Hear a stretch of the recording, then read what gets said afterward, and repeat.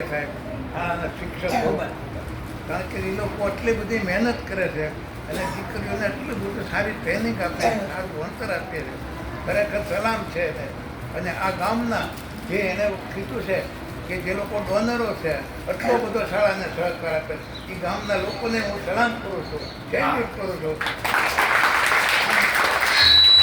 અને આની પહેલાં હું નિજાનંદ પરિવારની ટીમ વચ્ચે અનિલભાઈ સાથે આવેલો ત્યારે એક આરોગ્યલક્ષી કંઈ પ્રોગ્રામ હતો. એમાં પાણીની બોટલ 1, 2, 3 દીકરીઓને આપવામાં આવેલી હતી. ત્યારે મેં એમ કીધેલું કે હવે પછી અમે આવશું, તમે દરેકને એક પાણીની બોટલ દરેકને કઈ રીતે આપી કે તો ઈશ્વર એ કામ પણ પૂરું કરી દીધું. ઈશ્વર છે પ્રાર્થના આપણી કે જા થઈ જશે બંધો. મને અનિલભાઈ એક ફોટો મોકલે નાની એવી બાળકીનો.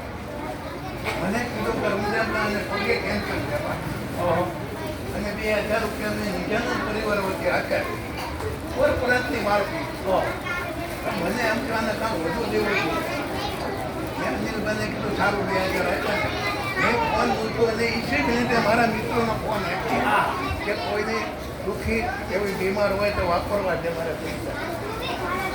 ઈશ્વર તરત સાંભળીને અનિલભાઈને ફોન કર્યો. પેલા ભાઈને મેં કીધું 3000 તારા દેવા પડશે.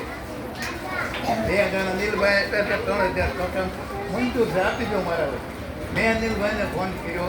એ બાળકીને કેન્સરવાળી બાળકીને 3000 મારા મિત્ર તરફથી મળે, 5000 અને એ બાળકી કેવી રાજી છે કે અનિલભાઈને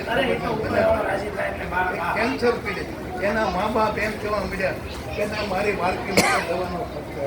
અરે કીધું ઈશ્વર બધું એટલે દીકરીઓ તમે ખૂબ સારી રીતે ભણજો, બનજો અને તમારા પ્રદેશ ગામનું નામ ઉજ્જવળ કરજો, શાળાનું નામ ઉજ્જવળ કરજો એવી પ્રાર્થના સાથે જય હિન્દ, જય ભારત.